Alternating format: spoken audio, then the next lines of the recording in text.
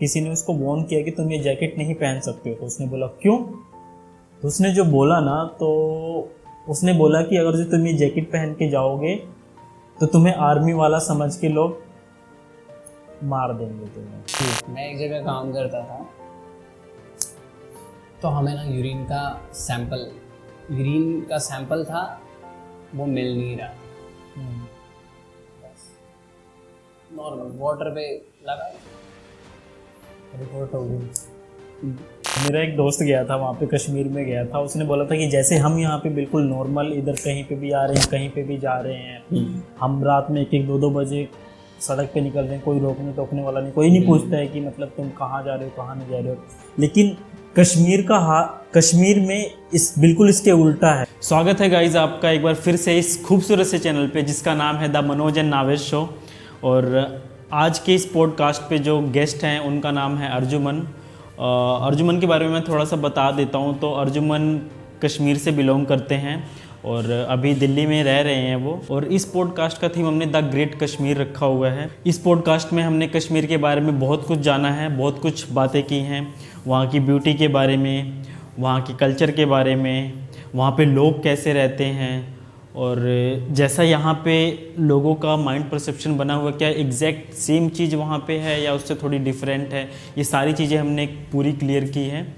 और साथ ही अर्जुमन जो है एक हेल्थ केयर सेक्टर से भी बिलोंग करते हैं, वो हेल्थ केयर इंडस्ट्री में भी काम करते हैं। तो हमने इस पॉडकास्ट में हेल्थ केयर में अभी जो चल रही डार्क रियलिटी के बारे में बात की है। मतलब जो एक पीछे एक हेल्थ केयर तो एक बहुत बड़ी इंडस्ट्री बन चुकी है। हम नॉर्मल लोगों को जो आगे दिख रहा है हेल्थ केयर इंडस्ट्री में सिर्फ वही पता है, लेकिन जो इसके पीछे चल रही है हेल्थ केयर इंडस्ट्री के अंदर जो चीज़ें कांड चल रही, जो चीज़ें चल रही हैं, वो बहुत ही ज़्यादा डिस्टर्बिंग है। आप देखोगे इसको तो आप हैरान रह जाओगे। आप यकीन नहीं कर पाओगे कि एग्जैक्टली ऐसा हो रहा है, एग्जैक्टली ऐसी चीज़ें चल रही हैं हमारी हेल्थ केयर इंडस्ट्री में। इस पॉडकास्ट को देखने का फ़ायदा आपको ये होगा, आपको कश्मीर के बारे में जानने को मिलेगा और साथ ही साथ जो हेल्थ केयर इंडस्ट्री में चल रही है, मैसेज चीज़ें हो रही हैं, उसके बारे में आपको काफ़ी डिटेल में जानने को मिलेगा। और आई होप आप इस पॉडकास्ट को पूरा अंत तक देखेंगे और इसमें से ज़रूर कुछ ना कुछ लेके जाएंगे। So let's get to start.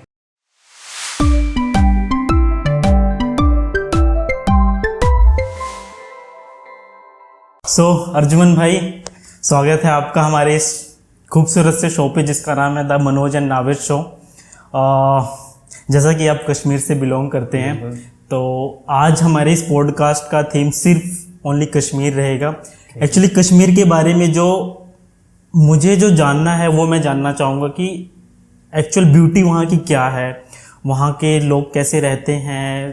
थोड़ा सा मतलब अलग चीज़ वहाँ पे सोचने में आता है कि न्यूज़ वगैरह में दिखाया था, लेकिन वो मुझे लगता है वो बिल्कुल वहाँ पे वो चीज़ है नहीं, राइट? रियलिटी कुछ और ही है, हम सब जो यहाँ पे चल रहा है वो कुछ और ही होता है। तो उसके बारे में थोड़ी सी बात करेंगे हम। सबसे पहले कुछ अपना इंट्रोडक्शन अगर जो देना चाहो तो, अगर जो नहीं है तो फिर भी हम। मेरा नाम अर्जुमन है और मैं डिस्ट्रिक्ट बारामूला से बिलोंग करता हूँ। बारामूला में एक टाउन है सोपोर नाम से, आपको पता ही होगा। वहाँ के एक गाँव में रहता हूँ मैं, जिसका नाम है अलीबाग। तो वहाँ का रहने वाला हूँ मैं। और मेरी स्कूलिंग वही सोपोर से ही हुई और उसके बाद फर्दर स्टडी के लिए मैं दिल्ली आया 2016 में। यहाँ से मैंने DMLT किया हुआ है IPH से। उसके बाद मैंने BSc किया आदर्श यूनिवर्सिटी बठिंडा से। तो उसके बाद मैं जॉब कर रहा हूँ लैब में। अभी करंटली मैं दिल्ली में जॉब कर रहा हूँ पुंछ लेबॉर्ट्री में। तो अच्छा, आपने कश्मीर मतलब दिल्ली आप कब से रह रहे हो यहाँ पे? 2016 से। 2016 से। तो दिल्ली 2016 में पहली बार आया था दिल्ली। तो 2016 में आप सिर्फ स्टडी करने के लिए दिल्ली में आए थे? अच्छा, क्यों? जैसे कश्मीर का कुछ कश्मीर के एजुकेशन के बारे में कुछ बताइए आप। वहाँ का मतलब क्या एजुकेशन सिस्टम वहाँ का कैसा है? वहाँ का ऑलमोस्ट जो भी बंदा या 12th पास करता है उसके बाद फर्दर स्टडी के लिए बाहर ही सोचता है। ऐसा क्यों? क्या रीज़न है इसका? वैसे हर एक का अलग अलग है। जैसा कि मेडिकल में उतना ये नहीं है, मेडिकल में उतनी कॉलेजेस नहीं है, तो बाहर ज़्यादा फैसिलिटीज़ हैं, इस वजह से हम बाहर ही प्रेफर करते हैं सबसे ज़्यादा। ऑलमोस्ट देखा जाए तो all over the state India के जितने भी स्टेट हैं तो ऑलमोस्ट देखा जाए तो सब लोग दिल्ली, मुंबई, यही ऐसी सब सिटीज़ में ही जाते हैं, सिर्फ एक कश्मीर की बात नहीं है। फॉरेन भी जाते हैं, फॉरेन भी वो जो अफोर्ड कर सकते हैं वो फॉरेन जाते हैं, वो फॉरेन जाते हैं, वो फॉरेन जाते हैं। ओके, सो अर्जुमन भाई, कश्मीर के बारे में वहाँ की खूबसूरती कैसी है? मतलब वहाँ के बारे में यहाँ से और वहाँ पे क्या आपको क्या अलग दिखाई देता है? बहुत ज़्यादा है, नेचुरल ब्यूटी है वहाँ की। और वहाँ तो पता ही है, जितना भी मतलब देखा है वीडियोस में यहाँ के लोगों ने, मैं तो वहीं का रहने वाला हूँ, मुझे तो पता ही है वहाँ क्या है। ब्यूटी अच्छी है, एक्सप्लोर करने की ज़रूरत है बस।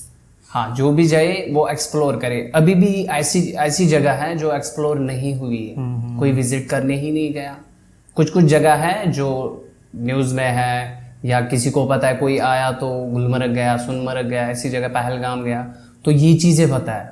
बाकी बहुत जगह ऐसी भी है जो टिल डेट एक्सप्लोर नहीं हुई है, जो विजिट करनी चाहिए, जो विजिटर जाते हैं वहाँ। बिल्कुल, ऐसी भी जगह हैं जहाँ पे अभी तक कोई नहीं गया है, जिनका नाम नहीं है बाहर, लेकिन लोकल, एज अ लोकल मुझे पता है कि वहाँ पे अच्छी ब्यूटी है और सेम है जैसे गुलमर्ग है वैसा वहाँ पे भी है, उनसे अच्छा भी हो सकता है शायद। जी। कौन कौन सी जगह है ऐसा, मतलब अगर डिस्ट्रिक्ट कुपवारा में पड़ते हैं।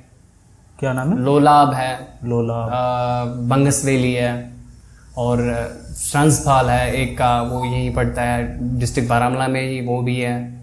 और से बहुत चीज़ बहुत है, साउथ कश्मीर में है बहुत सारी जगह जहाँ पे जाना चाहिए। तो वैसे इन जो ऐसी जगह है, इसके बारे में लोगों को क्यों नहीं पता है? क्योंकि कोई गया नहीं ना, जाते ही नहीं है लोग। अभी हो रहा है, जो भी बाइकर्स ये करते हैं, व्लॉगिंग करते हैं, आ रहे हैं, धीरे धीरे हो रहा है कश्मीर की तरफ। बिल्कुल, वो ऐसी जगह विजिट कर रहे हैं जहाँ पे इससे पहले कोई जाता नहीं था।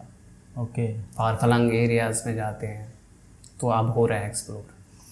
तो वैसे अच्छा, ये इतना जो लेट एक्सप्लोर हो रहा है, इसका कुछ मेन रीज़न है कि मतलब ये अभी तक पड़ा हुआ था, इसके बारे में कोई एक्सप्लोरेशन नहीं थी, लेकिन अब ये लोग वहाँ पे आना जाना कुछ, मे बी वो टूरिज़्म डिपार्टमेंट से लेट ये आए इसमें, टूरिज़्म में, जो पहले टूरिज़्म में नहीं आते थे वो जगह, तो लेट आए थोड़ा सा, जैसे इस वजह से एक्सप्लोर नहीं हुए। मतलब टूरिस्ट डेस्टिनेशन होती है ना, वो किसी रीज़न से बनी होती है टूरिस्ट डेस्टिनेशन।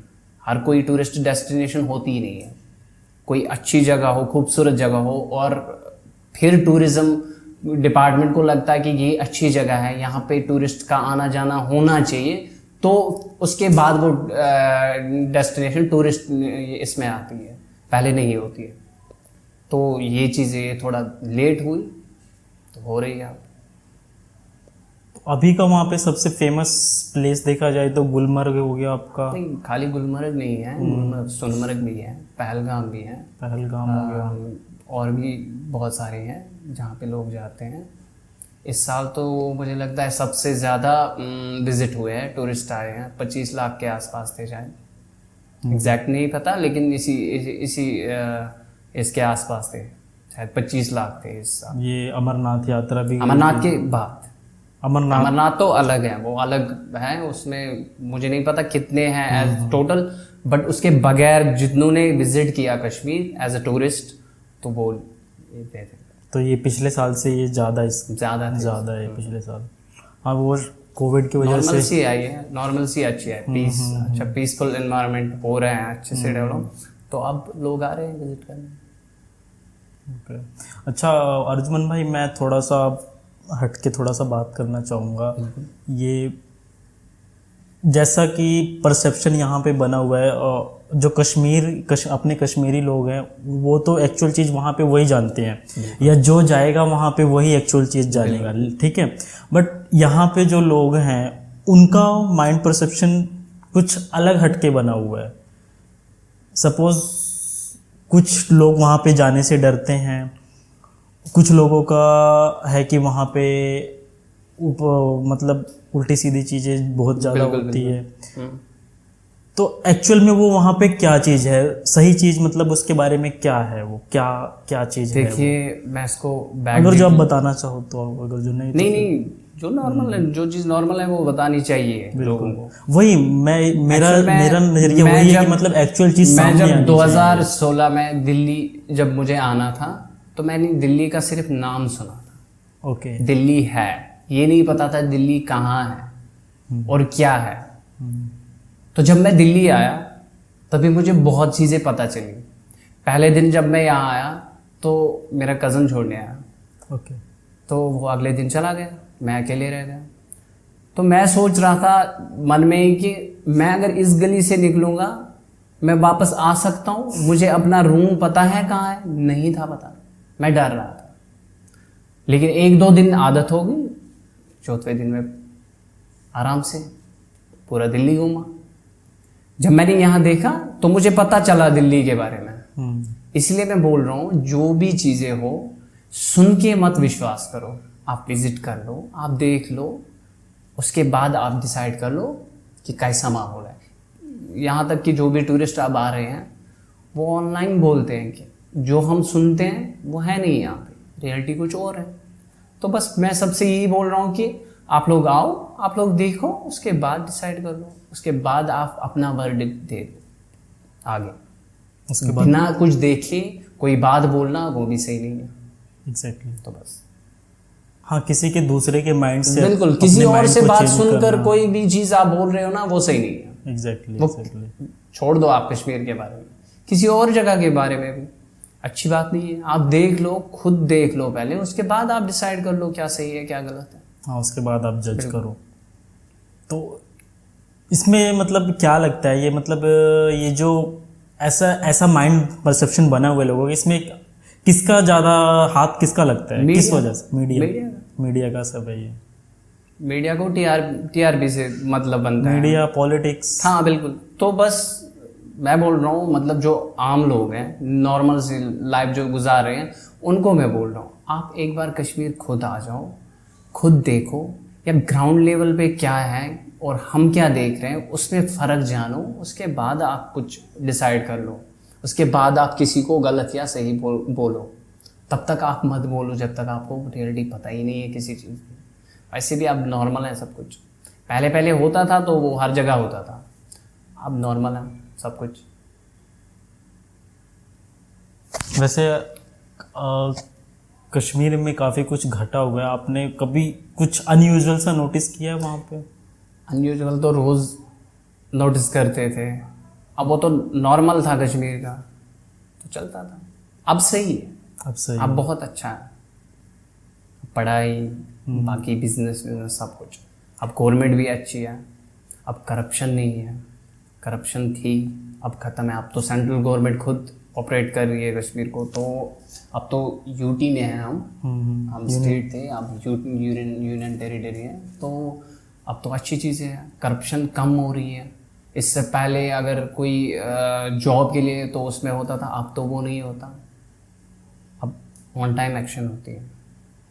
तो वो चीज़ सही है, बहुत चीज़ें सही हुई है। कश्मीर में मेन जो वो है इनकम ऑफ सोर्स है, वो इनकम ऑफ सोर्स है एप्पल है, बिजनेस। बिल्कुल। वहाँ पे कॉरपोरेट्स वगैरह अभी उतने स्टैब्लिश नहीं हुए हैं, नहीं वहाँ पे नहीं है, लेकिन हम अपना ये कर रहे हैं, दिल्ली बेस्ड है या बांग्लादेश जाता है एप्पल। हाँ, कश्मीर की अपनी भी एशिया की सेकंड लार्जेस्ट एप्पल ये है मंडी है कश्मीर की, सोपो मेरी टाउन में है।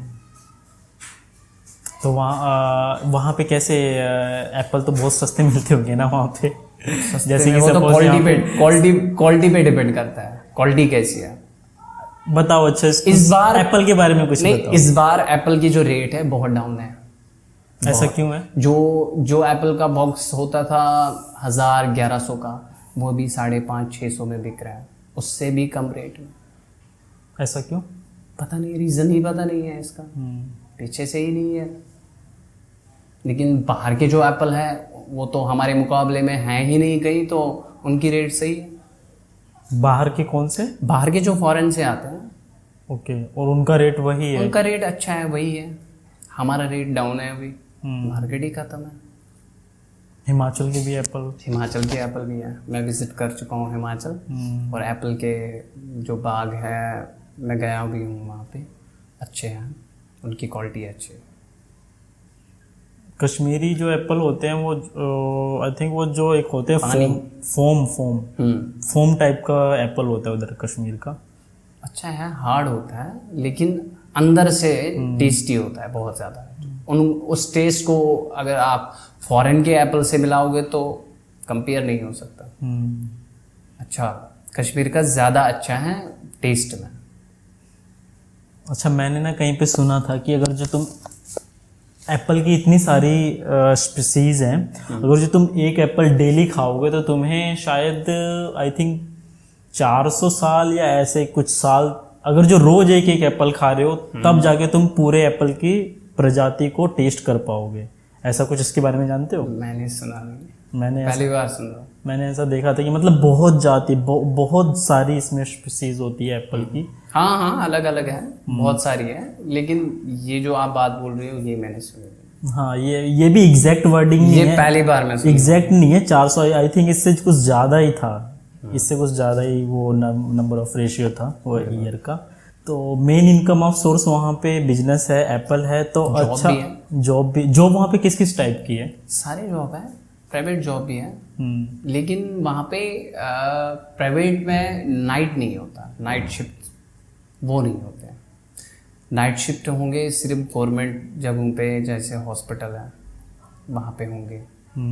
बाकी प्राइवेट सेक्टर अभी बहुत बहुत कम है, प्राइवेट कंपनीज जो हैं बहुत कम है वहाँ पे। प्राइवेट कंपनीज में अभी ज़्यादातर में क्या क्या है वहाँ पे? जैसे कि अगर जो किसी को वहाँ पे प्राइवेट जॉब करनी है, सपोज मैं यहाँ से जा रहा हूँ, कश्मीर में जा रहा हूँ, मुझे प्राइवेट जॉब किसी भी क्वालिफिकेशन में, सपोज मैं अगर जो सिर्फ एक DMLT करके जा रहा हूँ, वहाँ पे मुझे जॉब करनी है, प्राइवेट हॉस्पिटल, तो क्या मैं वहाँ पे कर सकता हूँ? बिल्कुल आप कर सकते हो। प्राइवेट हॉस्पिटल्स हैं जिनमें आप कर सकते हो।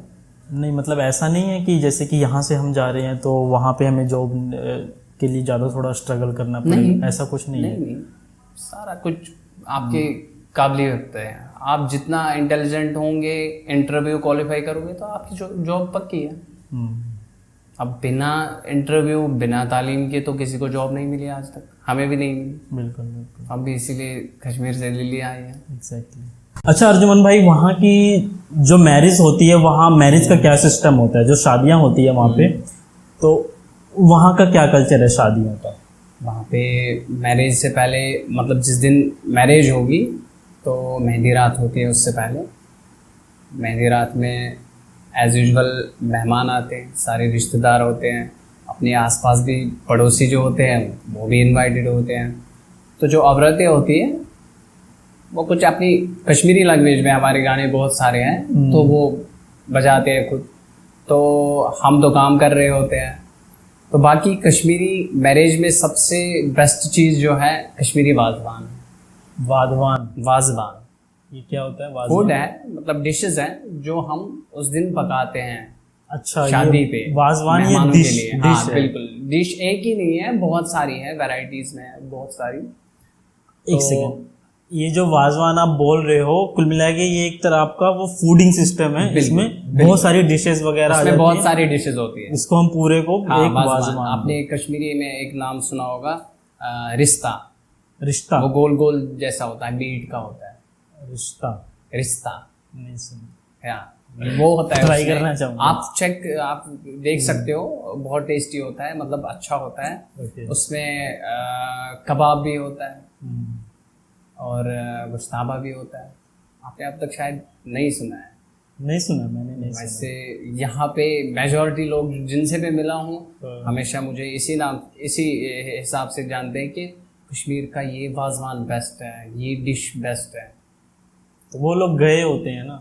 और कश्मीर में एक और चीज़ जो नंबर 1 पे है क्वालिटी में, वो है सैफरॉन। सैफरॉन, ज़ाफ़रान जिसे बोलते हैं। इसके बारे में भी थोड़ा बताओ। केसर सिर्फ मैं केसर जानता हूँ यार।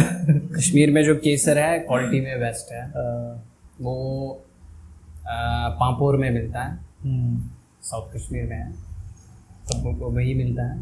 तो केसर की अच्छा जो वहाँ पे खेती होती है, खेती होती हाँ, है, जैसे चावल के खेत होते हैं वैसे उसके भी खेत है, तो वहाँ पे अच्छी क्वालिटी में मिलते हैं। और साउथ कश्मीर में एक और चीज़ मिलती है ज़्यादा, जो कि क्रिकेट बैट की फैक्ट्रियाँ हैं वहाँ पे। तो अच्छे क्वालिटी के बैट्स मिलते हैं वहाँ पे। ड्राई फ्रूट्स जैसे अखरोट है, बादाम है, ये सब बेस्ट क्वालिटी में है वहाँ पे। अच्छा, ये जो केसर की आप बता रहे हो खेती, इसके बारे में थोड़ा बताओ। ये इसकी खेती मतलब क्या, जैसे धान की होती है बिठाने पड़ते हैं या इसके बीज बीज है इसके? बीज है। मुझे ज़्यादा नहीं पता, बस इतना पता है कि होती है, और मैंने वो खेत देखे हुए हैं खुद भी। अच्छा, तो पौधे ही होते हैं वैसे, और वो फूल जैसे। हाँ, वो तो केसर का फूल होता है उसका, वही इतना ही देखा हूँ मैं खुद भी। ये हमारे साइड से नहीं होती है ना, दूसरे इलाके में है, साउथ कश्मीर में है, मैं नॉर्थ कश्मीर में। तो आपने क्या उधर का सारा पूरा कश्मीर एरिया घूमा हुआ नहीं, है? पूरा कश्मीर नहीं देखा हूँ, जितना भी देखा हूँ बस जितना टाइम मिला उतने में उतना देख लिया। सबसे बेस्ट प्लेस कौन सा है आपके हिसाब से कश्मीर मेरे हिसाब से, अगर जो कोई जाना चाहे वहाँ पे? हाँ, पहलगाम अच्छी जगह है। पहलगाम वैसे तो सारे ये अच्छी है, लेकिन मेरी जो अच्छी लगी है मतलब वो पहलगाम है। वैसे ग्लेशियर्स है वहाँ पे सोनमर्ग में, वो भी अच्छे हैं, मैं गया हूँ, अभी गया था मैं रिसेंटली, जब हमारा हज प्रोजेक्ट था। तो जो दिल्ली से मेरे दोस्त आए थे काम करने मेरे साथ, तो उनको ले गया था मैं सोनमर्ग। तो हम वहाँ ग्लेशियर चढ़े थे। ग्लेशियर वहाँ पे क्या वो बर्फ का पहाड़ है? हाँ, पहाड़ पे बर्फ होती है ऊपर। अच्छा, वो पूरे साल रहती है। गर्मी हो चाहे गर्मी तो वहाँ पे पड़ती नहीं होगी? वहाँ ग्लेशियर के आसपास गर्मी तो लगती ही नहीं। नहीं, मेन कश्मीर में भी मुझे लगता है गर्मी पड़ती है। अच्छा, इस साल मुझे लगता है थोड़ा ज़्यादा गर्मी थी पिछले साल के मुकाबले। गर्मी पड़ती है, लेकिन उतनी भी गर्मी नहीं पड़ती है। अगर ज़्यादा गर्मी होगी तो कंफर्म उस दिन रेन पड़ती है। अच्छा, जिस दिन ज़्यादा गर्मी है उस दिन 35-37 के ऊपर नहीं जाती है। फिर भी ऐसा नहीं है कि मैं देखो हर किसी का अलग अलग है। मैं तो फैन यूज़ करता ही नहीं हूँ अपने रूम पे, कभी नहीं किया हूँ। हाँ, मतलब उतनी गर्मी पड़ती नहीं है। यहाँ तो बहुत ज़्यादा है। यहाँ पे तो बहुत ज़्यादा है, बहुत ज़्यादा है यहाँ पे। वहाँ की गर्मी मतलब आपको सिर्फ ये है कि आप फैन नहीं चला सकते, बाकी वो ठंड से थोड़ा सा नॉर्मल हो जाता है। हाँ, ये चीज़ होती है। तो विंटर आ रहा है, अब तो सर्दी और ज़्यादा। सुबह शाम आजकल बहुत ज़्यादा सर्दी होती है। दिन में होता है गर्मी थोड़ी, लेकिन अब विंटर आने वाला है तो अब तो सर्दियाँ स्टार्ट हो गई। वहाँ का जो थोड़ा सा इसके बारे में मुझे अच्छे से बता दो यार, जो एजुकेशन सिस्टम है वहाँ पे, कि वहाँ पे कैसे होता है, वहाँ पे स्कूलों का क्या हिसाब किताब है? कुछ लोग स्कूल जाते हैं शायद, कुछ लोग वहाँ पे वो मस्जिद में जाते हैं पढ़ाई स्टडी वगैरह के लिए। हाँ, मकतब होते हैं वो, जहाँ पे कुरान की तालीम दी जाती है। अच्छा, तो वो हिफ्ज करते हैं वहाँ से, उसके बाद वो मौलवी बनते हैं, हाफिज बनते हैं, जो बाद में हमें नमाज पढ़ाते हैं मस्जिदों में। ओके, तो इनकी भी पढ़ाई होती है? बिल्कुल बाकायदा हमारे हैं, दरसगाह हैं हमारे, जहाँ पे दीनी तालीम दी होती है। अच्छा, वहाँ पे अर्जुमन भाई, जैसे कि वहाँ का सिक्योरिटी पे, जैसे मैंने सुना हुआ है वहाँ पे रात को कोई दिखाई नहीं देता है। मतलब दिखाई नहीं? मिस्टर इंडिया, मेरा एक दोस्त गया था वहाँ पे, कश्मीर में गया था, उसने बोला था कि जैसे हम यहाँ पे बिल्कुल नॉर्मल इधर कहीं पे भी आ रहे हैं कहीं पे भी जा रहे हैं, हम रात में 1-1, 2-2 बजे सड़क पे निकल रहे हैं, कोई रोकने टोकने वाला नहीं, कोई नहीं पूछता है कि मतलब तुम कहाँ जा रहे हो कहाँ नहीं जा रहे हो। लेकिन कश्मीर में बिल्कुल इसके उल्टा है, सिनेरियो बिल्कुल ही उल्टा है। वहाँ पे आप शायद शाम के 7 या 6 बजे से आप बाहर नहीं जा सकते। 6 बजे नहीं, एग्जैक्ट 6 बजे नहीं, हाँ, मतलब जब अंधेरा होना लेकिन स्टार्ट हो हाँ जाता है। ये है कि जो विलेजेस होते हैं वहाँ पे मेरे हिसाब से जल्दी रात हो जाती है। ओके, विलेजेस में जो कोई भी हो, अगर उसको लगेगा कि मुझे बाहर जाने की ज़रूरत नहीं है अभी, तो वो ज़्यादा प्रेफर घर में ही करता है बैठने को। दुकानों पे नहीं बैठते हैं तो घर में ही। और बाकी बच्चे पढ़ते भी हैं तो आजकल टाइम स्पेंड होता है बुक्स पे ही। तो as compare to village, city में अभी मैं श्रीनगर में रहा हूँ 3 महीने था मैं, तो वहाँ पे नॉर्मल चलता है 11 11:30-12 बजे दुकानें बंद होती हैं। अच्छा, कश्मीर की बात कर रहे हो? श्रीनगर मैन सिटी की बात कर रहा हूँ मैं। हम्म, तो गांव में तो 8 बजे 9 बजे बिल्कुल। बाकी जो सिटी की बात कर रहे हो 11 सिटी में चलता है 11-11:30 तक ऑलमोस्ट होता है। दुकानें भी होती है और बाकी चीज़ें भी होती हैं, जैसे कि हम निकले कहीं पे खाना कुछ हो, रोड स्ट्रीट फूड ना, वो सब चलता है 11 बजे तक।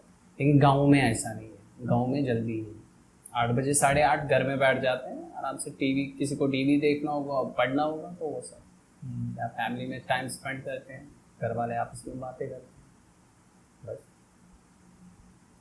क्योंकि विलेजर्स जो हैं ये लोग, इनको खेती बाड़ी भी है, बाग भी देखने हैं, तो ये दिन भर थक के आते हैं तो शाम को फिर जल्दी आराम करने जाते हैं। बाहर वैसे कोई काम भी नहीं होता होगा निकलने का इस वजह से। सिटीज़ में ज़्यादा लोग जो एम्प्लॉय हैं तो उनको ड्यूटी जाते हैं और शाम को बस मज़े करो। अच्छा, मैंने एक स्टोरी सुनी थी, मेरे फ्रेंड ने बताई थी मुझे कि वो कश्मीर में था, तो उसके पास एक जैकेट थी जो कि वो आर्मी कलर की जैकेट होती है, ठीक है। तो वो गया, उसने वहाँ पे उसको पहना हुआ था, तो 1-2 दिन पहन के गया वो अपने दोस्तों के साथ, तो उसको किसी ने वॉर्न किया कि तुम ये जैकेट मत, मतलब उसके ग्रुप से ही किसी ने उसको वॉर्न किया कि तुम ये जैकेट नहीं पहन सकते हो। तो उसने बोला क्यों? तो उसने जो बोला ना, तो उसने बोला कि अगर जो तुम ये जैकेट पहन के जाओगे तो तुम्हें आर्मी वाला समझ के लोग मार देंगे तुम्हें। नहीं, ये तो है, देखो जो आर्मी की यूनिफॉर्म है वो कोई नहीं पहन सकता। ओके, ये तो ओपन है। ये तो अभी रिसेंटली शायद आर्मी की यूनिफॉर्म चेंज हुई थी, मैंने वीडियो ही देखा था मैंने भी। तो जो टेलर था, जो सिलते हैं ये सब, तो उनको अच्छे से बोला गया कि आपको कोई भी बंदा, मतलब जो कि ऑफिशियल ना हो, आर्मी से ना हो, पुलिस से ना हो, जब तक वो आपको अगर कोई भी बता देगा कि मुझे ना ये आर्मी कलर की ये सिलना है, तो आप हमें इन्फॉर्म कर दीजिए, या किसी भी लोकल पुलिस स्टेशन में आप इन्फॉर्म कर सकते हो। तो ये अलाउ नहीं है, आर्मी की यूनिफॉर्म एज सिविलियन मैं नहीं पहन सकता। नहीं, आर्मी की यूनिफॉर्म नहीं थी उसकी, जस्ट एक जैकेट थी आर्मी पे। आर्मी की कलर में हो तो वो भी ओके, नहीं पहन सकता। मतलब वहाँ पे ये नहीं पहन सकते। जहाँ पे सिक्योरिटी इशू हो वहाँ पे नहीं है अलो, वहाँ पे है तो वहाँ पे नहीं है अलो। यहाँ पे पहन रहे हैं लोग, मैं देखता हूँ भी, यहाँ पे चलता है। हाँ, यहाँ पे तो यहाँ पे सिक्योरिटी इश्यूज नहीं है ना, वहाँ पे होगा तो तभी तो ये अलाउ नहीं है। जैसे यहाँ पे हम इतना देखते नहीं है, वहाँ पे तो इतनी सिक्योरिटीज वगैरह यहाँ पे हम नहीं देखते हैं। वहाँ पे आप एयरपोर्ट पे पिक्चर्स भी नहीं खींच सकते, यहाँ पे खींच लेते हैं, मैं भी उठाता हूँ फोटो, वहाँ पे नहीं उठा सकते, वहाँ पे फोटोज नहीं अलाउ नहीं। एयरपोर्ट्स, ओनली एयरपोर्ट्स पे नहीं, एयरपोर्ट्स पे जो भी सेंसिटिव एरिया है, लाइक आर्मी कैंप के आसपास नहीं खींच सकते, पुलिस स्टेशन के आसपास नहीं, जहाँ पे भी मतलब ऐसी बिल्डिंग्स हैं जो सेंसिटिव में हो, मतलब कोई भी आर्मी का कैंप हो, तो वहाँ पे मैं बैठ के सेल्फी नहीं खींच सकता ना। नहीं, वो तो ऐसी नॉर्मल, यहाँ पे भी कहीं पे बाकी नॉर्मल जगह है, आप कहीं भी उठा लो, ऐसी जगह पे अलाउ नहीं है। सिक्योरिटी के हिसाब से सही भी है, सही भी है। अगर मैं पिक्चर खींच रहा हूँ किसी आर्मी कैंप के सामने बैठ के, तो वो भी गलत है ना। मैं उसमें मेरे बैग पे आर्मी कैप तो आएगा ही, वो भी सही नहीं है, इसीलिए ये सब बैन। उनका पॉडकास्ट देख रहा था मैं, रणवीर इलाहाबादिया का, तो उसमें ना वो एक आर्मी वाले के साथ पॉडकास्ट उनका था, मेजर नाम नहीं मुझे पता है, तो उसमें बताते थे कि जो वहाँ पे कश्मीर में एक बहुत ही विलेजेस एरिया में, राइट, बहुत ही ज़्यादा एक गांव विलेजेस एरिया में, वहाँ पे लोग रहने के लिए भी झोपड़ी में रह रहे थे। वहाँ का स्कूलिंग वगैरह भी सही नहीं, मतलब स्कूलिंग वगैरह भी सही नहीं था। और जो पहाड़ी लोग होंगे, मैं बताता हूँ क्या था। तो जो वहाँ पे स्कूलिंग वगैरह बिल्कुल कुछ नहीं था, और जो रहते भी थे उनके पास घर भी नहीं था रहने के लिए, वो रह रहे थे, झोपड़ी उपड़ी बना के रह रहे थे। बट वहाँ पे वो कहते हैं कि जो वहाँ की मस्जिदें वगैरह थी बिल्कुल एकदम, वो एकदम टिप टॉप थी, बिल्कुल फर्स्ट क्लास, शीशे विशे लगे हुए सब कुछ थे। तो उनका उसमें वो था कि मतलब जो भी वो जिसने भी वो वहाँ पे बनवाया था किसने मतलब कौन बनवा रहा है वैसे, मतलब घर पे इनके स्कूलिंग सिस्टम पे, इनके घर पे इनको अच्छी फैसिलिटीज ना देके वो वहाँ पे इतने महंगे महंगे हो रहे थे, तो उससे पहले वो चीज़ करवाना चाहिए। तो उसके बारे में देखो, ये तो सीधे रिलीजन के मुताबिक बात कर रहे हो आप। तो देखो, वो जो वहाँ पे मस्जिद अच्छी बनी खत्म वो कंट्रीब्यूशन है, खत्म बहुत सारे लोगों की हो सकती है, आप और मैं दे सकते हैं अपने दिल से। तो बस 10 लोगों ने दे दिया, बन गई मस्जिद। मतलब यही वही है बिल्कुल, कंट्रीब्यूशन। वो दिल से है। आप देना चाहो तो ठीक है, नहीं देना चाहो तो मत दो। कोई अपनी मर्जी से ऊपर वाले की के लिए किसी चीज़ में कंट्रीब्यूट करता है तो सही है उसके लिए। जो भी मस्जिदें बनती है वो खाली एक बंदे की वजह से नहीं बनती है। हाँ, वो जैसे एक मेरे गांव में कोई एक बंदा नहीं बनवाता, 3 मस्जिद होगी, मंदिर हो गया, कुछ हाँ, भी हो बिल्कुल, गया, कोई भी हो ऐसे, गया, तो कंट्रीब्यूशन से होता है। जैसे मेरे गांव में 3 मस्जिद है, सबसे 10,000 15,000 जिसका जितना हैसियत हो वो उतना दे देता है, तो बन जाती है। ऐसे ही बनते हैं। बाकी आप स्कूल्स तो गवर्नमेंट की ये है, प्रॉपर्टी है, तो उसको तो गवर्नमेंट देखता है। बाकी जो प्राइवेट स्कूल्स हैं, जो उनका ऑनर है, तो वो खुद देखता है, उनको बनवाने की जरूरत ही नहीं है। लेकिन ये चीज़ जो है, मस्जिद जो है, ये ना गवर्नमेंट की है ना किसी प्राइवेट ऑनर की है, ये पूरे गाँव विलेज की है। तो जो विलेज में रहते हैं पूरे लोग, वो मिलकर बनाएंगे इसको। बस ऐसे ही बनते हैं। तो अंजुमन भाई, जैसे कि आपका प्रोफेशनल अभी क्या है, क्या प्रोफेशन है आपका? लैब टेक्नीशियन हूँ और मैंने गवर्नमेंट हॉस्पिटल में भी कोविड में काम कर चुका हूँ मैं 2019 से। तो अभी करंट में मैं दिल्ली में हूँ, पुणे लेबोरेटरी में, जैसा मैंने पहले भी बोला है। तो यहाँ मैं एज मार्केटिंग हेड काम कर रहा हूँ इस लेबोरेटरी में। तो मेरा शौक भी था मैं लोगों से इंटरेक्ट करूँ बाहर जाके, इसलिए मैंने लैब का छोड़ के मार्केटिंग में आ गया। ओके। क्योंकि मुझे ना बचपन से शौक था कि बिजनेस, लोगों से मिलना, बातें करना, तो उससे ना कॉन्फिडेंस बिल्ड होता है। तो मैं वो कर रहा हूँ प्रेजेंट में। जैसे कि आज के टाइम पे देखा जाए तो मतलब अगर जो आपके हिसाब से सबसे एक तरह से जिसको कहते हैं कि मतलब जिसमें बहुत ज़्यादा करप्शन है, वो इंडस्ट्री कौन सी है आपके हिसाब से? कौन सी है? मेरे हिसाब से करप्टेड इंडस्ट्री, यस, जिसमें बहुत ही ऊपर नीचे चल रही हैं चीज़ें, कोई चीज़ नहीं देखने वाला। मेरे अकॉर्डिंग देखा जाए तो अभी आज के टाइम पे, करंट टाइम पे, ये मेडिकल इंडस्ट्री है। मेडिकल इंडस्ट्री की ऐसी हालत हो रखी है, और खास करके देखा जाए तो नहीं, गवर्नमेंट की तरफ से नहीं है। गवर्नमेंट जितना एक हॉस्पिटल को चाहिए उतना प्रोवाइड करती है। जो आपके और मेरे जैसे बैठे हैं, जिनको कोई बोलने वाला नहीं है, वो सब इसको ना बाहर जाके खराब कर रहे हैं। लेकिन गवर्नमेंट की वजह से नहीं है, गवर्नमेंट तो सब कुछ प्रोवाइड करती है। क्योंकि मैं गवर्नमेंट में हॉस्पिटल में बैठ के काम कर चुका हूँ। गवर्नमेंट A to Z देती है एक हॉस्पिटल को जो उसको चाहिए। ये जो वहाँ के हेड होते हैं, उनका काम होता है फिर डिस्ट्रीब्यूट करना अच्छे से, कहाँ पे यूटिलाइज करना, कहाँ पे खर्च करना है, वो तो उनका काम है। वो अच्छे से ये नहीं कर पाते।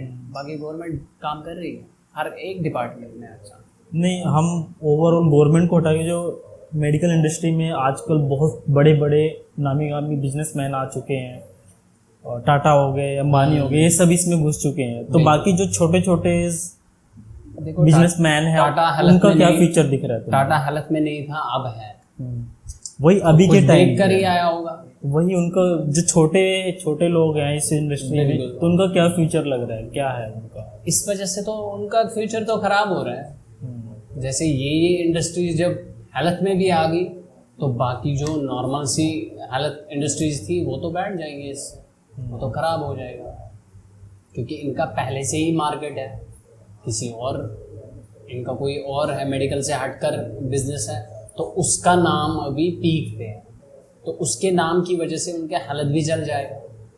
तो इनको तो मुश्किल है ही नहीं, इनको तो बिजनेस इजीली मिल जाएगा। मुझे एक टाइम याद था, 2012 या 13 की बात है। तब एक जो सीबीसी टेस्ट होता था वो आपका लगभग 800-900 के करीब होता था, एक नॉर्मल लैब में टेस्ट।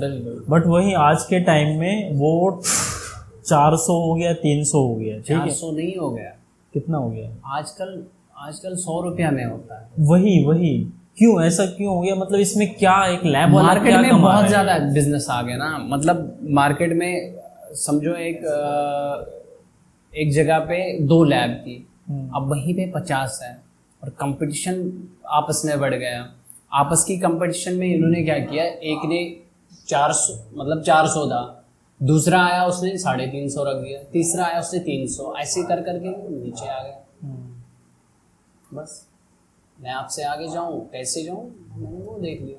तो जो इतने सस्ते ब्लड टेस्ट वगैरह कर रहे हैं, क्या ये बिल्कुल एक्यूरेट होते हैं? सपोज तुम्हारा जो वहीं पे बड़ी कंपनी है, जो बड़ी कंपनी है वो तुम्हारा उस क्वालिटी पे डिपेंड करता है। आप कैसा टेस्ट लगा रहे हो, आपकी क्वालिटी क्या है, आपका मैन पावर कैसा है। देखो सब कुछ मशीन ही नहीं करती है। नहीं, मैं एक देखो, बंदे मैं को as a without layman knowledge आप मशीन दे दोगे, आप बोलोगे सीबीसी टेस्ट कर लो, उसको मैं दिखाऊंगा ऐसे ऐसे होता है, ये बटन दबाना है, हो गया। लेकिन जब तक आपका मैन पावर ना हो ना उस चीज़ का, तब तक आप कोई भी काम परफेक्ट नहीं कर सकते। और इसमें भी वही बात है, आप किसी भी लैब पे जाओ, आप ऐसे ही टेस्ट करो, क्वालिटी को चेक बिना क्वालिटी के चेक किए हुए, वो तो आपको 30 रुपया में ही करेगा, क्योंकि आप उसको पता है क्वालिटी तो चेक होगी। आप क्वालिटी चेक करो पहले। नहीं, सपोज मैं बिल्कुल एक नॉर्मल पर्सन की तरह जा रहा हूँ, मैं एक पेशेंट बन के जा रहा हूँ, मुझे सीबीसी टेस्ट करवाना है, तो कहाँ, मतलब जो जो इतने सस्ते कर रहे हैं, तो क्या उन पे मैं बिल्कुल, उनकी रिपोर्ट पे मैं बिल्कुल विश्वास कर सकता हूँ? मैं वही बोल रहा हूँ ना, उनके पास है क्या मशीन, किस पे लगा रहे हैं, कैसे लगा रहे हैं, वो तो वो एक नॉर्मल पर्सन को कैसे पता होगा? क्यों? अगर आप लैब पे जा रहे हो तो आप पूछ सकते हो ना, सर मेरा ये टेस्ट है, आप कैसे लगाओगे? मैन्युअली माइक्रोस्कोप में देखकर, मशीन पे कौन सी मशीन है सर, ये तो नॉर्मल चीज़ें हैं, आप पूछ सकते हो, आराम से पूछ सकते हो, और उनको जवाब देना है। आप बोलोगे सर मेरा जो ये सीबीसी टेस्ट है, आप कौन से मशीन पे चला रहे हो, तो वो तो बोलेगा ना वहाँ से। बस यही करना है, इसी से आपको पता चल जाएगा मेरा टेस्ट कितना एक्यूरेट है। अगर आपको नॉलेज होगी, आप आराम से बता सकते हो कि मेरा टेस्ट कैसा हुआ है। कोई तो मैन्युअली लगाता है सीबीसी, रिपोर्टिंग पैड रख दिया, रिपोर्टिंग पैड पे सारा कुछ लिखा है, या कंप्यूटर में फीड करके है पहले से, उसने क्या किया, मैन्युअली लगा दिया। मैन्युअली में ऊपर नीचे होता है, एक्यूरेट नहीं हो सकता वो, मैन्युअली में एक्यूरेसी कम है, तो उसने रिपोर्ट दे दिया ऊपर से, मैंने इस मशीन से किया हूँ टेस्ट, लेकिन किया गया उसने मैन्युअली किया। तो वो चीज़ें आ गई मार्केट में, जो मैं देखा हूँ अभी प्रेजेंट में, बहुत बार देखा हूँ मैं, ऐसी बिजनेस हो रही है। तो ये तो गलत है। एक पेशेंट बेचारा अपनी हार्ड अर्निंग देख के आप पे ट्रस्ट करता है, क्यों? उसको अपनी हालत की फिक्र है, वो पैसे को नहीं देख रहा है, लेकिन वो एक ट्रस्ट तो कर रहा है आप पे। आप उस ट्रस्ट को क्या कर रहे हो, आप उस ट्रस्ट को खराब कर रहे हो। आप सिर्फ बिजनेस देख रहे हो, आप अपना पेशेंट नहीं देख रहे हो। क्योंकि अगर मैं आज इस पेशेंट को अच्छी सर्विस दूंगा, मुझे पता है नेक्स्ट टाइम ही मेरे पास ही आएगा, तो वो चीज़ें नहीं होंगी। बस बिजनेस, पैसे कितने बढ़ाने, कैसे बढ़ाने, वो चीज़ सोच रहे हैं। इस पे फोकस नहीं करते कि एक पेशेंट को क्या चाहिए, वो हमसे क्या तवक्का रखता है, किस चीज़ की, वो कोई नहीं देखता आजकल। बस मैं सोच रहा हूँ, मतलब बोल रहा हूँ कि जो भी है, मैं भी इस प्रोफेशन में हूँ, हमें बस पहले पेशेंट का देख लेना चाहिए कि पेशेंट आया हमारे पास, हमें बेटर सर्विस देनी चाहिए इसे, ताकि ये दोबारा आए, दूसरों को लेकर आए। उस चीज़ पे फोकस करना चाहिए, तब जाके हमारा बिजनेस भी बढ़ेगा और हम अच्छे इंसान की तरह ठीक रिपोर्ट एंड सही से कर सकते, उसकी हार्ड अर्निंग की कदर कर सकते हैं। मैं थक गया हूँ इसको देख देख के, सीरियसली। हम क्या करते हैं, हम आगे तो बिना टेस्ट के पिछला इसी पेशेंट का रिपोर्ट देख के चिपका दिया रिपोर्ट नया, ऐसे एपिसोड्स देखे हैं मैंने। इसलिए मैं बोल रहा हूँ ना, मैं इसी में हूँ ना, थक गया हूँ देख देख के। ये सब नहीं होना चाहिए। हमें एक पेशेंट को ना, उसकी देखो, हमारी एक फेक रिपोर्ट से, गलत रिपोर्ट से उसको जो डॉक्टर रिपोर्ट देखता है, रिपोर्ट पे ही प्रिस्क्राइब करेगा कि उसका फर्दर क्या होना है। ओके। तो जब मेरी रिपोर्ट सही नहीं हो तो डॉक्टर तो उसी हिसाब से जाएगा, बस हो गया। किसी को मैं गलत रिपोर्ट दूँ, इसको ये बीमारी है, उसको नहीं होगी तो डॉक्टर देगा, इसका इलाज कर देगा। किसी का ऐसी भी बीमारी आएगी जो कि जिनमें पैसे बहुत लगते हैं, तो वो तो बेचारा अपना सब कुछ बेचने के लिए तैयार होगा उस टाइम पे। इसलिए हमें ना सोचना चाहिए,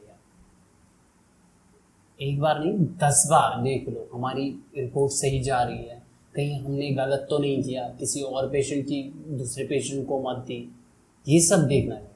इससे हमारा हेल्थ सिस्टम बहुत अच्छा बनेगा और बिजनेस भी हो जाएगा। बिजनेस तो चल ही रहा है, बिजनेस बंद होगा ही नहीं, बस एक्यूरेसी आ जाएगी हमें, हम एक्यूरेट हैं। तो आज के टाइम पे जो ये सब चीज़ें चल रही हैं, तो इसमें पेशेंट कहाँ स्टैंड करता है? मतलब पेशेंट कैसे बचाए अपने आप को, कैसे बचाए भाई? पेशेंट अब वो लैब में जाके खुद टेस्ट लगाएगा। पेशेंट को इतना पता है कि मैंने ब्लड सैंपल दिया, बस इतनी नॉलेज है एक पेशेंट को, बस उसके बाद मेरे ब्लड सैंपल का क्या हुआ उसको नहीं पता, वो बस रिपोर्ट देखता है इसके बाद। तो वही, वो तो बेचारा एक तरह से देखा जाए तो उसको कुछ नहीं वो पता। तो ट्रस्ट कर रहा है ना है आपके ना? नाम पे, आपके हाँ। लैब पे, आप गलत कर रहे हो उसके साथ।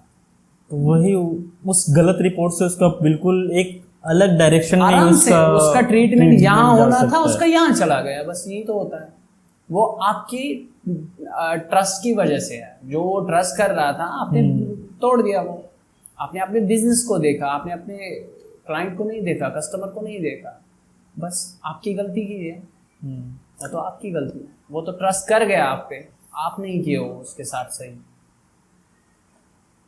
तो ओवरऑल देखा जाए तो कहाँ जाना चाहिए पेशेंट को? महंगे की तरफ जाना चाहिए या सस्ते की तरफ जाना चाहिए? महंगे की कहाँ नहीं जाना है चाहिए? बात, आप खुद देख लो, ऑब्जर्व करो कि कहाँ पे सही है, कहाँ पे गलत है, सबको दिखता है। अगर मैं एक जगह जाऊंगा कहीं पे, मैं वहाँ का माहौल देखूंगा, ठीक है, मैं देखूंगा कितना अच्छा माहौल है, कितने साफ तरीके, प्रोफेशनल तरीके से ये लोग, मतलब अगर सैंपल लेने के तरीके भी हैं। आधे लोग ऐसे ही बिठा दिया चेयर पे और निकाल दिया सैंपल। एक सैंपल निकालने का भी तरीका होता है, तो वो आपको दिखेगा। आप यहाँ जाओ, मैं यहाँ पारस हॉस्पिटल में काम करता था, तो आप वहाँ जाओगे तो आपको सब कुछ नीट एंड क्लीन दिखेगा। किस वजह से? उन्होंने नाम बनाया, उन्होंने अपने काम को सही डायरेक्शन दी है, उस वजह से आपको दिखेगा वहाँ डिफरेंस। आपको ये महसूस होगा अंदर से कि हाँ, मेरे इस टेस्ट के साथ गलत नहीं होगा, सही हो जाएगा, क्योंकि वहाँ का माहौल देख के ही आपको पता चलेगा। आधे लोग तो ऐसे दुकान में खोल दिया बिजनेस, बस आगे क्या हो रहा है उसके साथ वो पता ही नहीं है। इससे पहले अगर कोई सेटअप करना होता था कितना मुश्किल होता था, आजकल ईजी है, 2 दिन में होता है। इस पे नज़र देनी चाहिए। देखो, एक डिस्ट्रिक्ट में अगर आप लैब खोल रहे हो, जो आपके अथॉरिटी है, इशूइंग अथॉरिटी है एक लैब के लिए, उनको आपका पहले देख लेना चाहिए, आपके लैब में विजिट होना चाहिए कि सब कुछ सही से है, तब जाके आपको अथॉरिटी दे। तो उससे क्या होगा, उससे एक पेशेंट के साथ गलत नहीं हो सकता। रेगुलर चेक हो लैबों का कि काम सही हो रहा है, कौन से लैब में कैसे काम हो रहा है, उसके मशीन्स का डेटा चेक करो, तो उससे पता चल जाएगा कौन लैब कितनी एक्यूरेट है। वो तो होना चाहिए हर एक डिस्ट्रिक्ट में, जो भी इसके इशूइंग अथॉरिटी हैं उनको चेक करना चाहिए, हर महीने करना चाहिए। इससे सही होगा हर एक के साथ, उस बिजनेसमैन के साथ, उसको भी सही बिजनेस चलाएगा, और जो पेशेंट है उसके साथ तो होना ही है उसके बाद। बस ये गवर्नमेंट का काम है, उनको करना चाहिए। तो जो ये सारा गैप दिख रहा है, इसमें कौन कौन लोग जैसे कि गवर्नमेंट इन्वॉल्व है? मतलब देखो, ये रेगुलर जिनको भी ऐसे ये चाहिए, अथॉरिटी चाहिए, पहले कोई ये नहीं, मैं अथॉरिटी की बात नहीं कर रहा हूँ। वो तो सीएमओ करता है ना, सीएमओ ऑफिस से ही तो हो जाता है। मैं अथॉरिटी की बात नहीं, मतलब मैं इसकी बात नहीं कर रहा हूँ। मैं जो प्रॉब्लम्स चल रही है, जो हेल्थ केयर में आज के टाइम पे प्रॉब्लम्स चल रही है, ये प्रॉब्लम्स गैप जो है, ये कहाँ, मतलब इसमें कौन कौन इन्वॉल्व है, किस की रिस्पॉन्सिबिलिटी है कि इसकी वजह से ये गैप बना हुआ है इतना? मतलब सबसे पहले तो अगर मेरा बिजनेस है, मैं ऑनर हूँ, तो सबसे पहले तो मेरी है। तो वो क्यों करता है ऐसा? बिजनेस है, उसको अपना बिजनेस चलाना है, उसको कैसे भी पैसे आ रहे हैं उसको फर्क नहीं पड़ता। ओके। लेकिन वो गलत तो पेशेंट के साथ ही होता है, ऑनर के साथ थोड़ी ना हो सकता। ऑनर तो अपने पैसे ले रहा है और सिंगल नहीं डबल ले रहा है, उसके साथ गलत नहीं हो रहा है, वो सही है। उसको अगर लगेगा कि हाँ मेरे को ये पैसे आ रहे हैं, इतने आ रहे हैं, वो इसी डायरेक्शन में जाएगा, इसी रोड से जाएगा। अगर उसको लगेगा कि मेरा यहाँ पे नहीं आ रहे हैं पैसे, तो वो ज़रूर देखेगा इस चीज़ को, क्यों नहीं आ रहे हैं। लेकिन उस चीज़ को नहीं देखेगा कि मैं एक बार चेक करूँ कि कहीं पैसे के चक्कर में मेरे नीचे जो काम कर रहे हैं क्या वो सही तरीके से काम कर रहे हैं। वो चेक करना चाहिए उसे एज ऑनर, तो उसे चेक करना चाहिए। वैसे ही होगा ऊपर से ही। आप जब एक बिजनेस इस्टेब्लिशमेंट, सिक्योरिटी गार्ड भी एक वैल्यू रखता है। अगर आप वहाँ से स्टार्ट करोगे टॉप तक, टॉप लेवल तक जो भी होते हैं उसमें अगर आप हर एक से अपने अपने काम का हिसाब लोगे, काम बेटर होगा, काम सही होगा। उस डर से कि मुझे मंथली जवाब देना है, जब आप नहीं लोगे तो उसको पता ही तो मेरा मालिक तो आएगा ही नहीं, मुझे तो कोई चेक करने आएगा ही नहीं। तो पता चलता है वो गलत करता जा रहा है। ये कमी हम में ही है और हमें ही दूर करनी है। अगर मैं किसी जगह काम कर रहा हूँ तो मुझे ये दिमाग में रखना है कि देखो मैं यहाँ एम्प्लॉय ज़रूर हूँ, लेकिन मुझे किसी को जवाब देना है कल को, मुझे भगवान को जवाब देना है, मुझे अल्लाह को जवाब देना है। तो मैं तो उसकी नज़रों में किसी और का बिजनेस बढ़ाकर मैं अपने साथ तो गलत नहीं कर रहा हूँ। ये अंदर सोच होनी चाहिए हम में। जब तक ये सोच नहीं होगी ना तब तक गलत होता जाएगा। अपने में चेंज लाओ, अपने में ये सोच लाओ कि मैं क्यों करूँ एक दूसरे के लिए अपनी दुनिया और आखिरत दोनों खराब। बस सही होगा सब कुछ। ये गैप्स हैं, ये दूर करनी चाहिए। अभी सबसे ज़्यादा देखा जाए तो गलत क्या हो रहा है हेल्थ केयर में? सबसे ज़्यादा गलत क्या हो रहा है?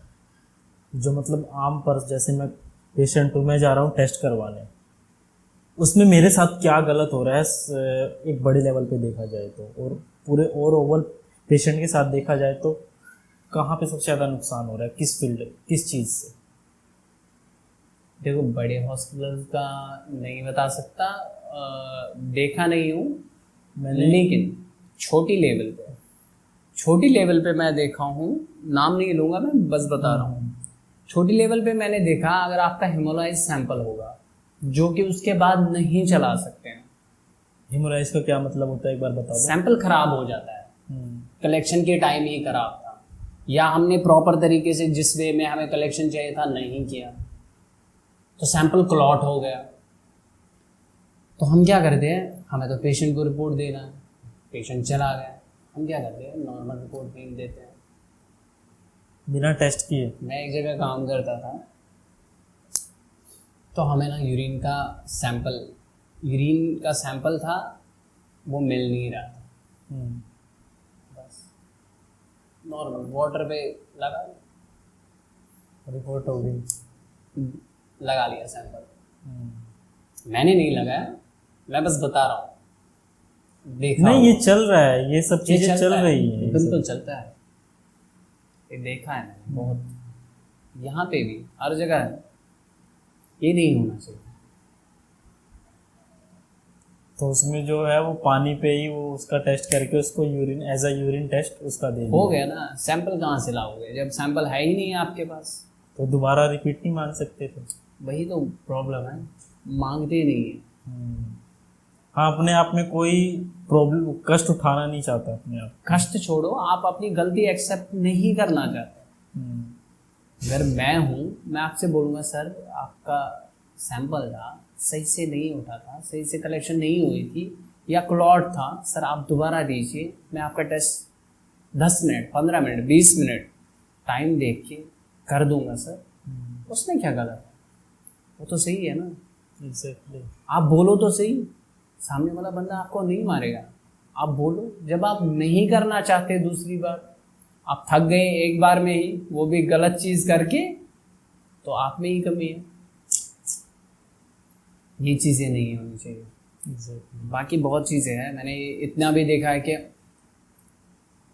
कुछ कंपनियां हैं जो अपने एम्प्लॉयज़ के साथ सही बर्ताव नहीं करते हैं। उसमें बहुत सारे हैं, मेरे साथ भी एक जगह गलत हो चुका है।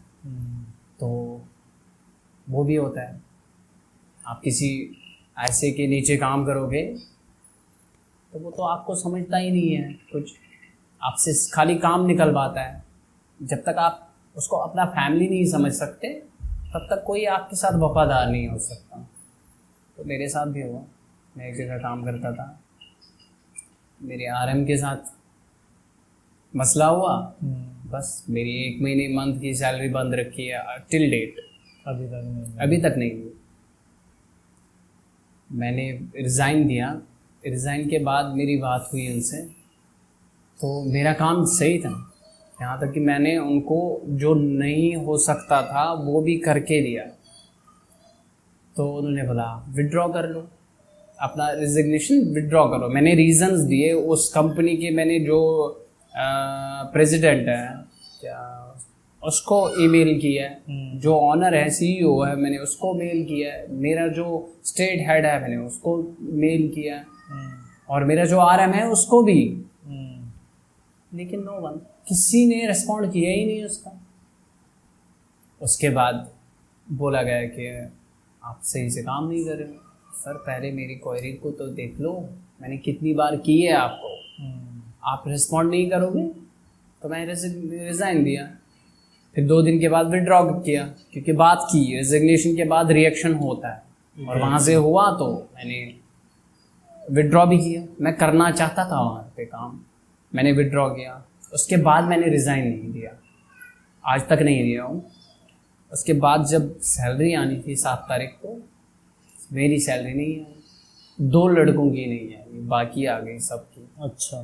तो मैंने कॉल किया कि मेरी सैलरी क्यों नहीं आई, बोला आपने रिज़ाइन किया। मैंने कहा मैंने विड्रॉ भी किया हूँ, उसके बाद आपने मुझे काम भी किया है, मैंने आपका काम भी किया है इसके बाद, तो आज तक रिज़ाइन नहीं दिया हूँ। अभी 10 दिन पहले कॉल कर रहे थे आप पहले रिज़ाइन दो। मैंने कहा मैं रिज़ाइन नहीं दूंगा तब तक जब तक मेरी सैलरी नहीं आएगी, 1 महीने। अब मैं कोर्ट में जा रहा हूँ, मेरे पास तो सारे डॉक्यूमेंट हैं, मैंने काम किए हैं, अब मैं लीगल अथॉरिटी जो होती है उनके यहाँ जाऊँगा। अभी दिल्ली में ही मैं सिविल कोर्ट जाऊँगा। हाँ, जब अगर जो आपके अकॉर्डिंग नहीं हो, कंज्यूमर के नहीं, आप हमसे काम करवा रहे हो, आप पे भी करो, इस पे कमेंट है आप वो करो, बस तनख्वाह के टाइम इनको पता नहीं क्या हो जाता है। मैंने हाइस प्रोजेक्ट में भी काम किया हूँ, और जो मेरे सीनियर्स थे मेरे यहाँ, उनको पता है मैंने काम क्या किया। मैंने 12 लोगों को हायर किया, किस नाम पे, कंपनी के नाम पे, लेकिन 12 लोगों को क्या किया इन्होंने, परमानेंट बेस पे ले लिया, लेकिन उसके बाद 18 दिन का काम खत्म हो गया, टर्मिनेट किया विदाउट एनी रीज़न। बस हमारा इतना ही काम था। आप परमानेंट बेस पे क्यों ले रहे हो, या तो आपकी मैनेजमेंट में प्रॉब्लम है, आपकी मैनेजमेंट सही नहीं है। अगर आप ले रहे हो, आप टाइम देख के ले लो, परमानेंट क्यों ले रहे हो। उन 12 लोगों को किसी ने किसी और जगह से रिज़ाइन दिया था, इसमें आ गया, इन्होंने क्या किया, उनका फ्यूचर ही खराब कर दिया। और सैलरी के टाइम जब उनमें से 1-2 इनको कॉल कर रहे हैं कि मतलब मेरी सैलरी क्यों नहीं आई, एक लड़की थी श्रीनगर से, कॉल किया, वहाँ से उनको आरएम बोल रहा है कि आपकी शिकायत मैंने की थी, मैंने, क्योंकि मैं हायर किया था उनको, मैं इनको रिप्रेजेंट करता था कश्मीर में, आपकी शिकायत इसने की।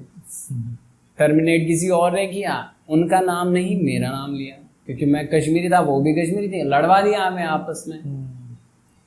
मैनेजमेंट सही नहीं है उस कंपनी में। अभी भी बोल रहा हूँ, अगर उसका ऑनर या उसके भी जितने भी हेड है मेरी ये वीडियो देख रहे हैं, तो मैं उनको बोलूँगा कि आपकी मैनेजमेंट सही नहीं है, आपके अंडर जितने भी काम कर रहे हैं ना, वो सही नहीं कर रहे हैं एक छोटे लेवल के एम्प्लॉय के साथ। जब तक वो सही नहीं होगा, एक कंपनी तरक्की नहीं कर सकता। मैं बोल रहा हूँ उनका फ्यूचर बहुत हाई है, वो बहुत अच्छा काम कर रहे हैं, लेकिन मैं उसके मालिक को बोल रहा हूँ, आप अंदर देखो, अंदर आपके एम्प्लॉय के साथ सही हो रहा है या नहीं। आप फेसबुक पे तो ऑनलाइन वीडियोस में आ रहे हो, आप बोल रहे हो कि हम एम्प्लॉय के साथ ऐसा कर रहे हैं, ऐसा कर रहे हैं, कलेक्शन बॉय निकलते हैं उनके साथ ऐसा है।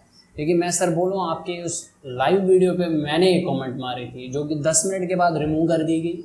अच्छा। और मुझे उस पेज से ब्लॉक किया था।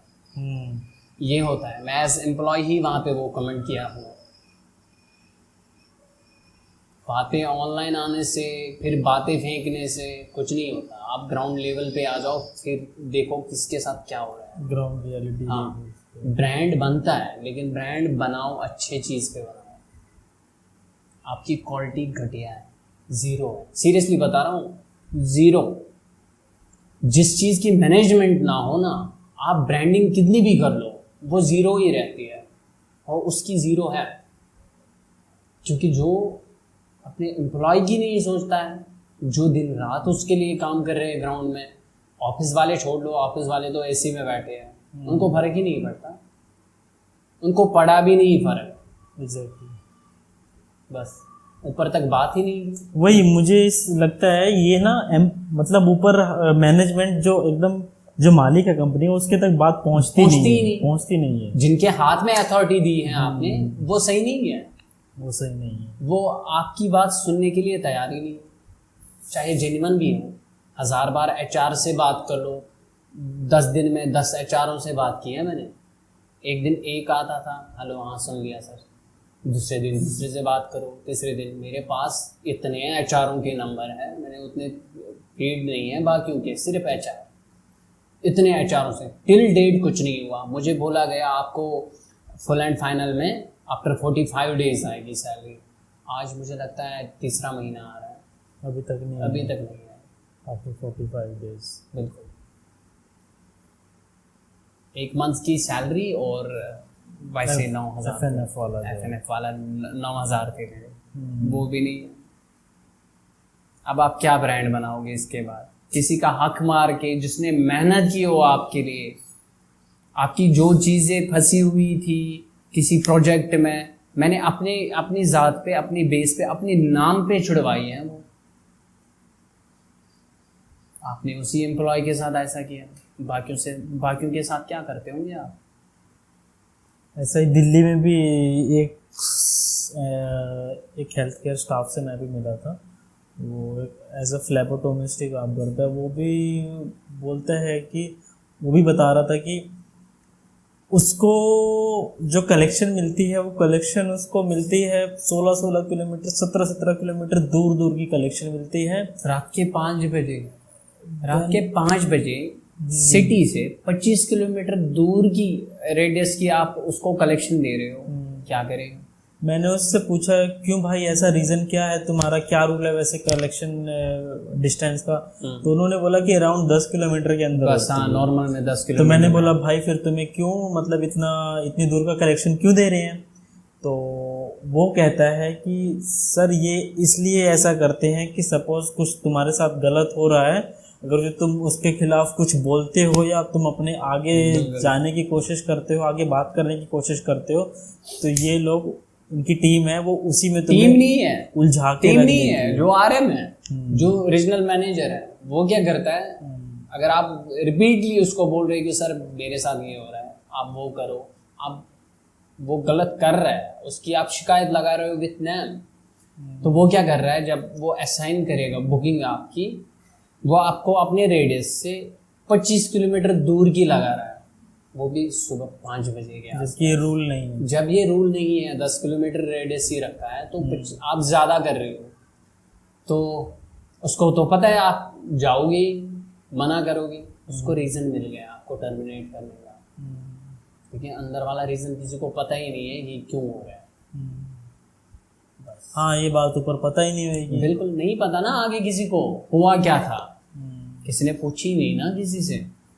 या आपको कोई कलेक्शन लेने जाना हो, आपके बाइक का, आपकी गाड़ी का टायर पंचर हुआ, अब इसमें किसकी गलती? देखो, ये तो हो सकता है किसी के साथ भी हो सकता है। आपके बाइक का टायर पंचर हो गया, उसको टारगेट किया, यही चीज़ें होगी। बाकी मैं तो अपना पैसा लेकर रहूँगा, ठीक है, मुझे पता है मैं लीगल हूँ, मैंने सही से काम किया, हर जगह किया, अब मैं दिल्ली आया हूँ तो उनके ऑफिस विजिट करने वाला हूँ, 1-2 दिन में जाऊँगा वहाँ। अभी फुर्सत नहीं मिली मुझे, जाऊँगा लेकिन, क्योंकि अपने पैसे के लिए मैं कहीं भी लड़ सकता हूँ, एग्जैक्टली क्योंकि मेहनत की है, उनके लिए की है, एग्जैक्टली। जिनको जानता तक नहीं और दूसरों से भी करवाई। मुझे तो बहुत बुरा लग रहा है, जिनको मैंने हायर किया था वो बेचारे 1 महीने के बाद अपने घर में रह गए। एक ने तो एक तो प्राइवेट बैंक में किसी जगह काम कर रही थी, उसने वहाँ रिज़ाइन दे के ये ज्वाइन किया, तो मैंने उसको 1 महीने के बाद निकाल दिया, जो कि उसके पास ऑफ़र लेटर पड़ी है परमानेंट, वो शो करके वो तो किसी भी जगह जाएगी तो शो करेगी, लेकिन वो मिली थी मुझसे, बोला ज़रूर जाऊंगी। तो जाना चाहिए, अपना हक छोड़ना नहीं चाहिए। एग्जैक्टली। बस अपना हक मांगो, आप सही हो तो आप मांगो, गलत हो तो फिर छोड़ दो, जब सही हो तो मांग लो। अब मैं भी मांगूंगा अपना, बहुत मेहनत की है मैंने, दिन रात नहीं देखा है मांगो, सीरियसली बता रहा हूँ। मैंने रात के 1 बजे तक काम किया ऑनलाइन, फिर मॉर्निंग में सुबह 6 बजे उठकर फिर से पूरा दिन, तो उसकी सैलरी नहीं छोड़ सकता मैं, बाकी छोड़ सकता हूँ, ये नहीं छोड़, बिल्कुल। ये मेहनत वाली थी।